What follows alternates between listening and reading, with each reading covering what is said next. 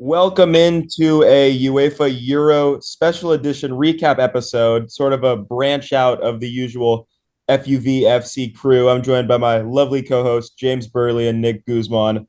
Just watched the final midday yesterday.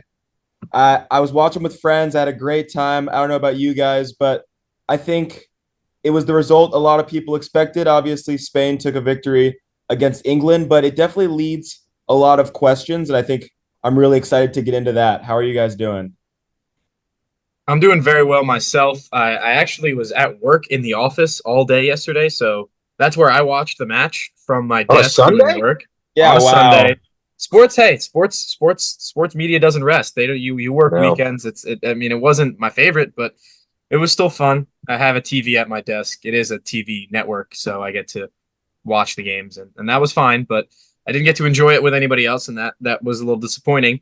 The fact of the matter is, this Euros tournament was a spectacle beyond belief this summer. I think we saw some fantastic football from start to finish, and deservedly so, in my opinion. The best team from the kickoff of this tournament was Spain. They are crowned the champions. Lamine Yamal has a coming out party at the age of 16 to the rest of the world in a beautiful, beautiful way. And I think that might be the biggest takeaway from this tournament, but we're going to get into all that, Nick, right? Yeah, I'm doing great too. I was left feeling incredibly satisfied after the final. The first half was a little disappointing, but the second half delivered. Sometimes these European finals can be a little bit of snooze fest. You get a 1-0 because both teams don't really want to win, or maybe even a 0-0. But the game really came alive in the second half, especially after England went behind and they had to start to push forward a little bit. But really enjoyed both the matches yesterday, even though the second one was a little more notorious, a little more, or the Copa America match, a little worse things going on. But for the Euros perspective, I really, really enjoyed it. Obviously, in the final, talking about what happened in the actual game, you have a Nico Williams goal right after the start of the second half. Obviously, a Lamine Yamal assist at 17 years old. Absolutely ridiculous.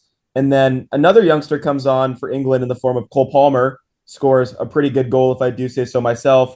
But ultimately, it wasn't enough after Mikel Oyarzabal scores in the 86th minute, which was enough to give Spain the victory. And I think there is a lot to unpack in this game. I think before we get into our little segment that we have planned about our underperformers and kind of teams that impressed us this tournament, I think it's kind of important to talk about now where this leaves us, especially for the English national team. I think there's going to be a lot of questions surrounding Gareth Southgate's future, and I was just curious to see if you guys had any thoughts about that, because I personally believe that Gareth Southgate objectively got this game right for the most part, especially in the second half. I think he made early changes like he needed to, in the form of taking off Ollie Watkins for Harry, or taking off Harry Kane for Ollie Watkins, bring on Cole Palmer for Mainu, which as a United fan hurt me a little bit, but I do think it was the right move in that scenario to transition into that attacking play. So people really want him out, and the FA said that they, regardless of this match, will keep him for at least the next 2 years heading into that World Cup in 2026.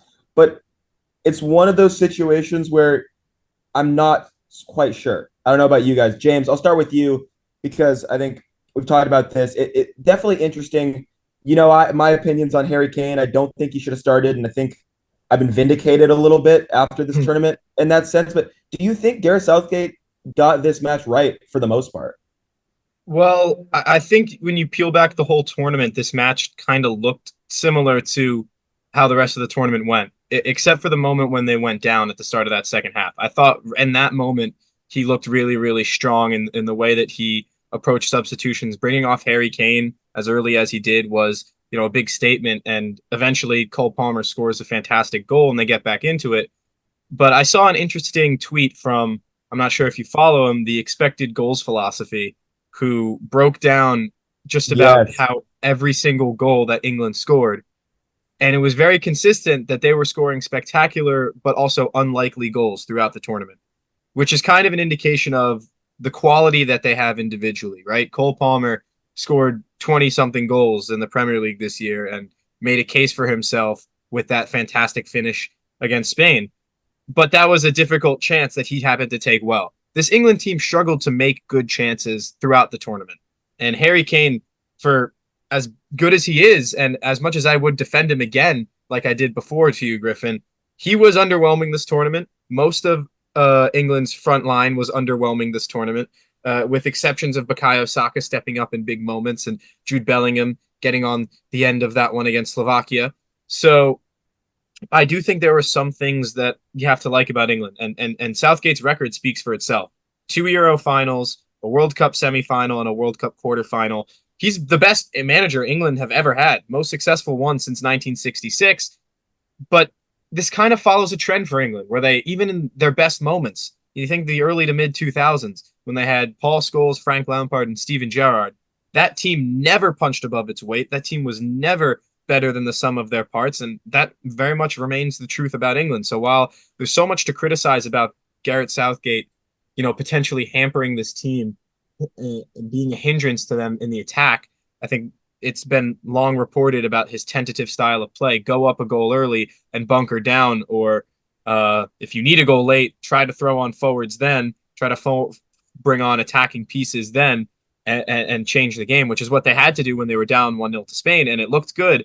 But once that game went 1-1 again, it looked like the first half and the start of the second half. They went back into their shell, and Spain exposed them for it.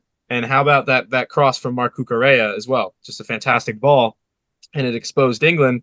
And while I do think they could benefit from another voice, this historically is what England do. They get these fantastic players who run their clubs more or less, and they can't figure it out when they put them together. Gareth Southgate has done a better job than any manager who has come before him in the last 60 years. That's true.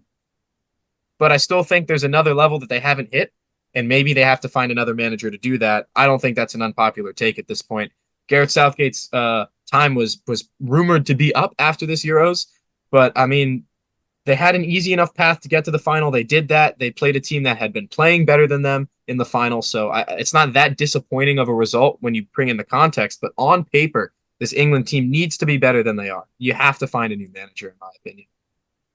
Yeah, to me, it's extremely frustrating that England throughout this entire tournament were, I guess what you call it, a moments team, relying on moments of individual brilliance, whether it's Cole Palmer, whether it's Bukayo Saka in the quarterfinals, or Jude Bellingham bicycle kick in the round of 16.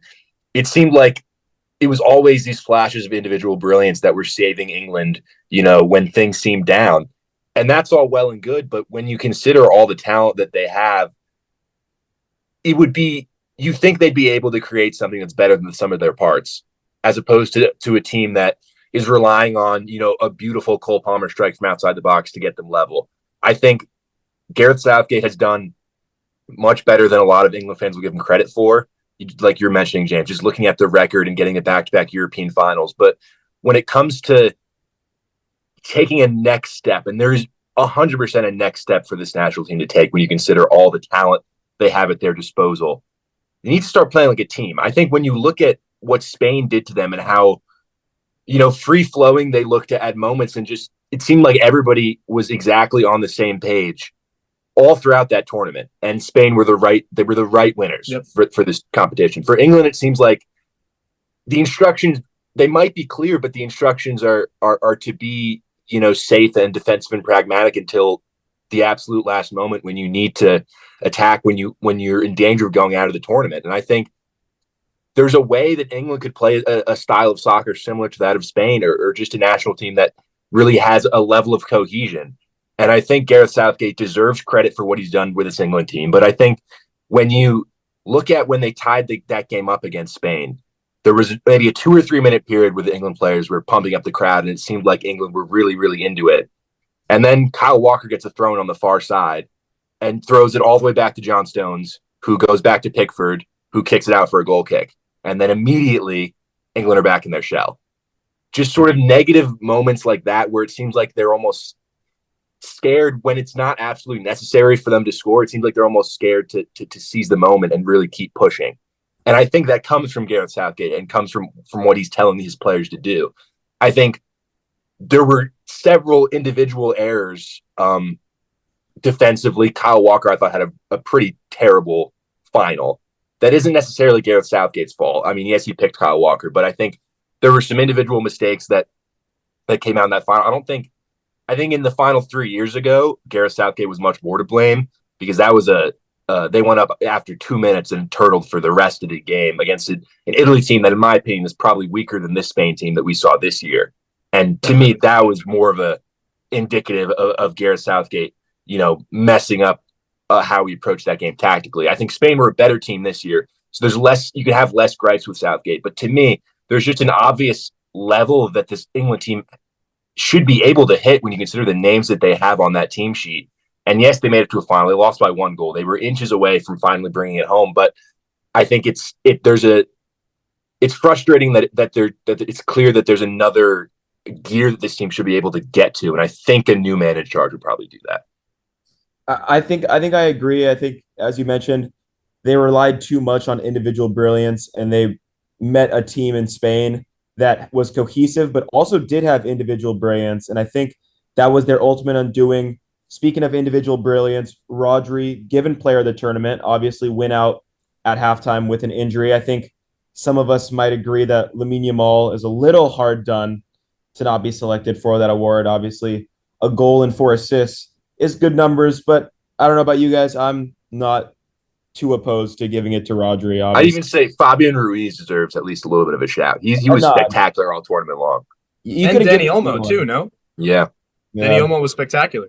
Now that skyrockets Rodri into the lead probably for the Ballon d'Or, depending on where this injury takes him. And I can't say I'm opposed to that either. So I think all in all, satisfied. I think the football world knows that that was the deserved result for this Euro final. Nothing much more to talk about there, but I'd like to move into sort of the reverse of a segment I did with Diego Martinez and Ashley Went on a podcast about a month ago before the tournament started, where we listed our team that we think are going to underperform, our dark horse, and then the team that we think are going to win. Obviously, we know the winner, so we can't really talk about that.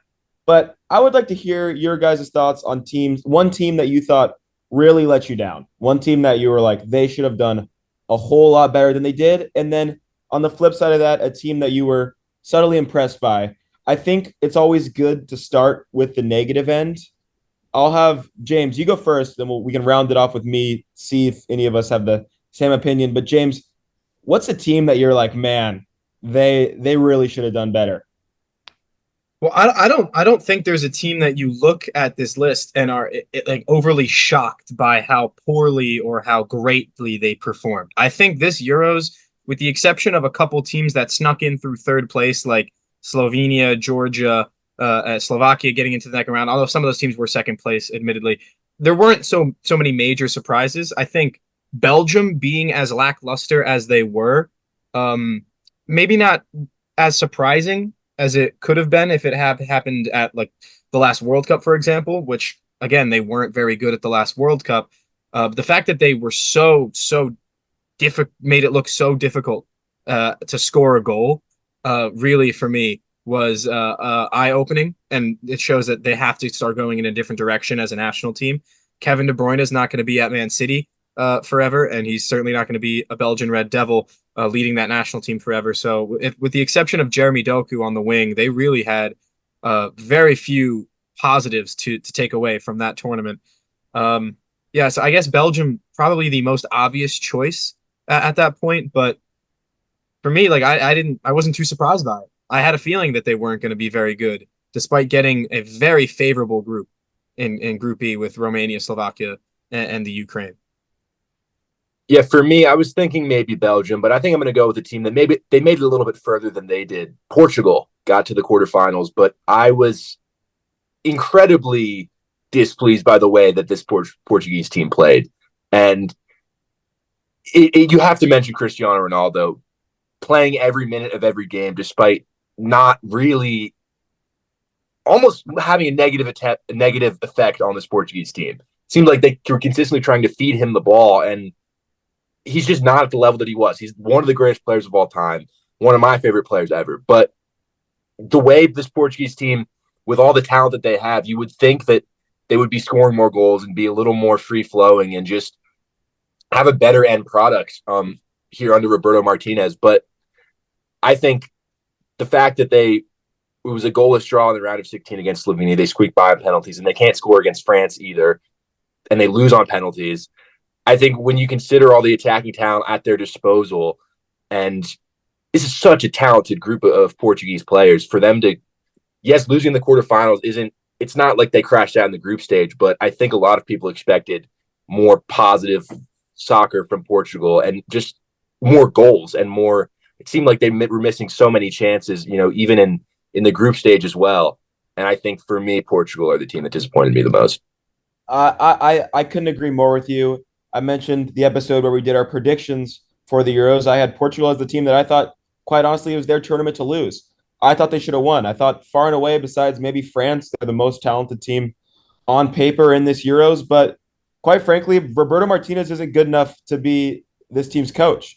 We talked about it with England and Southgate. To be honest, there's quite a lot of coaches in this tournament that could be going for their tactics, but I think Roberto Martinez has to be the first one out the door.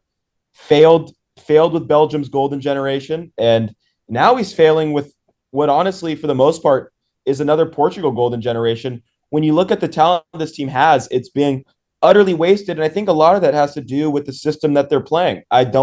You mentioned Ronaldo having almost a negative impact on the team, and I think that's fair to say. We saw it in the group stage particularly. I don't think Leao can play that well with Cristiano Ronaldo, and he was one of their biggest bright spots going forward. I don't know why you wouldn't put Diogo Jota in that starting position, especially after consistently poor performances from Cristiano Ronaldo.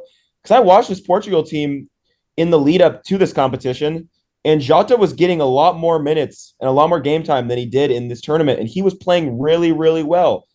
Another thing, when they got eliminated versus France, 70th minute substitution, you take off Bruno Fernandes for Chico Conceição. Granted, Conceição comes on and does play fluid. He is creative. But in what world do you take off your second best chance creator, if not your best chance creator, and then play for penalties? And he's also your best penalty taker by a mile. What Roberto Martinez does with this Portugal team made absolutely zero sense. And I really hope they get their act together in 2026, because I do think they have a chance to win the 2026 World Cup, but they're not living up to their potential. I think they got to figure out how they're going to shape up in that midfield. I was very disappointed with how, for the most part, Vitinha sat back and didn't really move the ball. I think Vitinha might have been watching a little bit too much Declan Rice tape, if you ask me. But overall, I would like to see more cohesion, because I hope that these international federations look at how Spain did and shows that don't look necessarily always at the namesake. Give perhaps younger players a try if they fit the position. Stop playing guys where they don't play for their club. Get players that know how to play the position, know how to play it well, and let's run it back. I think Portugal, not all hope is lost, but I really think that this is a wake-up call for the country. Yeah, I like a lot of what you said about specifically having players play their roles that they play at the clubs. We heard that ad nauseum for England, right? For as high-profile players that they had playing outside of their position that they're most comfortable with, mainly Phil Foden. I think for Portugal, that was always going to spell disaster. Is one of the reasons why I wasn't so high on them, and it's why I thought that they maybe, ran out of steam in the World Cup against Morocco. And it's something that I wanted to highlight before the tournament, and it was something that Roberto Martinez had to figure out, and it's that you've got three players, really more than three, but three prime players who are match-winning, driving your attack forward type of midfielders in Vitinha, Bruno Fernandes, and Bernardo Silva. The problem is these guys play three very similar roles. I think the fact that you have to try to include all three of them into the midfield, you're going to hamper one of those three to play in a role they're either not comfortable with, or you're going to try to force too many guys to play forward. And it ended up being that Vitinha sat back more than he should have. But with that being said, if you try to bring him forward, then does Palhinha have all this pressure to soak up the midfield pressure from the opposition on his own? That would be unsustainable. But that's just it's a problem of riches that Portugal has, specifically in attacking midfield, specifically in half-turning midfielders who create your chances. I agree that he got some substitutions wrong, especially with Bruno ahead of penalties, but Kylian Mbappe was also brought off for France. He's their best penalty taker. He's their best chance creator, and they figured it out. So the game was there for them to win. I think that a couple bounces, they could have maybe shown their worth and perhaps even gotten to a final.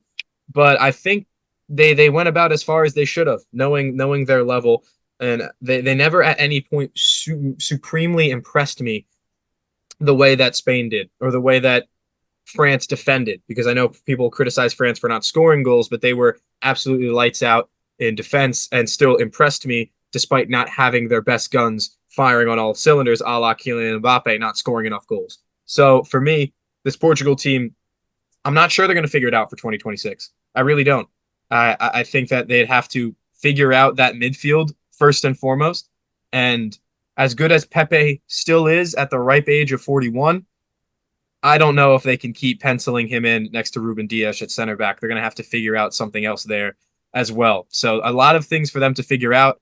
Pepe might be time to say goodbye. Cristiano, I think it's time to at least say hello to the bench more frequently. I mean, Gonzalo Ramos scored that hat trick against Switzerland at the World Cup, and it seems like he's just been forgotten about. And that's even after he made a bigger move at the club level to PSG, joining Vitinha. So I think Portugal, they have room to grow, but I'm not sure if I'm buying that they're a contender truly for 2026. That is a good. I get what you're saying. I think they have enough talent where they could turn it around, but they definitely need like a solid philosophy in the next 2 years to have a chance. But I think a team kind of the opposite of Portugal that no one really was looking at before the tournament. I mean, respect to you if you were. I think some people were looking at these guys thinking maybe they have a little bit of talent, but I'm going to transition us into the team that surprised us, and I'm going to start.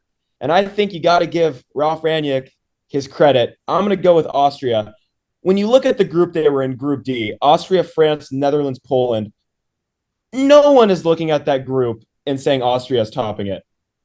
And not only just winning it with 6 points, pretty convincing fashion. I mean, it was to the point where right after the group stage was done, people were looking at Austria and like, these guys are like really good contenders to make it past into the championship. Obviously, ended up losing to Turkey, but I think you got to do a little bit tomato there. Obviously, they had a good run, and I think it needs to be appreciated. Rangnick obviously had a poor run with James United's club, Manchester United. He got a lot of slack, got thrown under the bus, people saying he could never succeed as a coach. He should stick in that front office as a footballing director where he quote unquote belongs. But he utilized the talent of this Austria team to the best of its ability. I think I was really impressed with guys like Marcel Sabitzer, and then even some of the older players like Arnautovic, and then you mix that with people that are dominating in the Bundesliga. I think what he did a good job once again, as we mentioned, of utilizing players that play in their positions. Like it sounds like it's such an obvious thing to do, but it's, hey, if you're a coach that can just get the best out of a player in his specific position, you're going to be successful. And I like that he didn't really let the noise get to him. And I think Austrian fans have a lot to be excited about. I don't know, was Austria any of your guys' pick for this category? I think based on the way the round of 16 went, whoever won that game basically decides who you say was the best dark horse. But Nick, before I let you go on and say that Turkey were the dark horse, if Demiral doesn't score that goal in the first minute, I think Austria might wipe the floor with them. Those two teams played in a friendly back, or maybe it was a qualifier back in March, and Austria won 6-1. And Austria had 22 shots to Turkey's 7 in that game, or thereabouts. 22 to, hold on, I have it in front of me, 21-6 shots in favor of Austria. 61% possession. They were the better team in that game. They started poorly and didn't get back into it, which is unlike how they played in the group stage, to your credit, Griffin. They lost that first game to France on the Maxi Wober own goal, who was one of the better center backs in the Bundesliga. And that game was a draw. That game should have been a draw, yes, rightfully. And they went back, they won their next 2 matches against weaker teams than France, sure, but Poland and the Netherlands on paper, maybe Poland's a toss-up, but you'd probably take Netherlands in that game, and maybe they made the semifinals.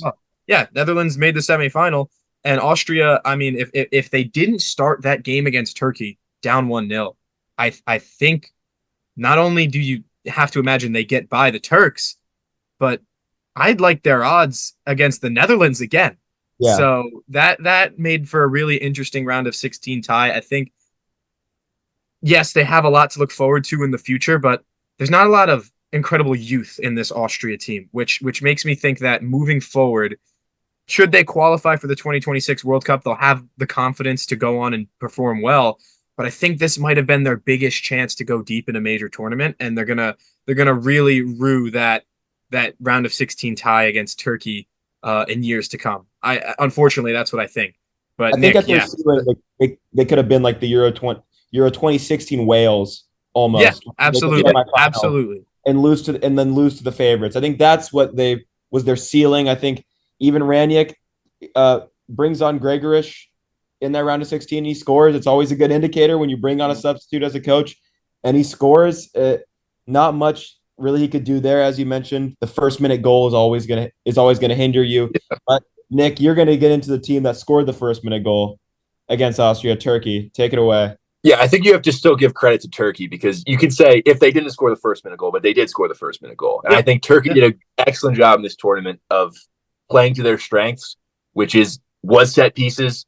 And it was on display in that round of 16 game, even the goal they scored in the quarterfinal. But in the round of 16, Demiral getting the two headers. And I think we heard a lot before the tournament about the youngsters from Turkey and how they were going to perform, whether it's Yildiz or Arda Güler. And I thought they both really stepped up and had great tournaments. And I think Turkey played well above their ceiling. I mean, James, you mentioned that friendly before the tournament against Austria and just how lopsided it was. But I think Turkey, once they got that early goal, understood that, yes, Austria is a team that pride themselves on their attacking flow, but Turkey, just the amount of resilience and grit that they showed. I think about Mulder and Kalioglu, the wingbacks, just running up and down pretty much for the entire tournament, nonstop, and just providing that energy on the wings. And I think Turkey understood that, yes, Austria are probably going to possess most of the ball and have more shots. And even against the Netherlands, they understood that. But getting their set pieces, getting good balls into the box, and being able to score those chances. Against the Netherlands, they were the better team in that first half, and they were rightfully up 1-0. In the second half, Ronald Koeman brought on Weghorst, and that kind of changed the dynamics of the game, and Turkey kind of collapsed a little bit in that second half. But I think, no matter how attractive the football that you play, to be a nation like Turkey and make it all the way to the quarterfinals, I think, to me, they're the clear team that overachieved and should be really proud, especially considering they were one good second half away from being in a semifinal against England, which would be an incredible achievement. Well, if I can jump in real quick, another team that was a good half away from a semifinal is Switzerland, Yes. who I think the Italians were underwhelming, but that was a convincing 2-0 win from Switzerland over Italy in the round of 16. And they pushed England to the brink and were probably better than England for a big portion of that game, which just goes back to what we were talking about this English team and being less than the sum of their parts. That quarterfinal could have very easily gone Switzerland's way, and they could have been in a Euro final very easily at this tournament. So I think you've got to give Murat Yakin and the Swiss their flowers. Xherdan Shaqiri still found a way to be effective in that group stage. Birle and Nick scoring goals throughout the stages of the tournament. So, and that's a team that has some youth as well, and will continue to be good for years to come.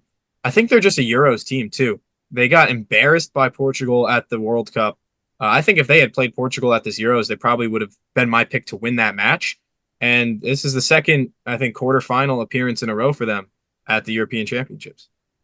I definitely I think you got to give it to guys like Embolo who seem to always turn up. There are those players that when those big tournaments come around, they're always there. They're always performing for the team. But I don't know. How about you guys? I think this was a good Euros recap. I think overall this was a fun tournament. A lot of good goals. We mentioned Turkey, Arda Güler Turkey and Switzerland. You got Xherdan Shaqiri and Arda Güler with probably two of the goals of the tournament. If Lamine Yamal doesn't put that one in the semifinal, I think exciting for the fans. There's not going to be too many complaints. Whereas if England would have won, I think you would have had a lot of the global footballing world a little more upset. But at the end of the day, it did not come home. But the Euros will be quote unquote coming home in 2028 when it heads to I believe England, Wales, and then is it going to Ireland or is it just England, Wales, Scotland? I think it's Ireland too. I I think think it's all. I think that is so interesting because then now you have a lot more host nations that I do believe automatically qualify, which should shake things up the next time this tournament comes around. But for that, there's going to be the World Cup. We'll be here talking about that overall.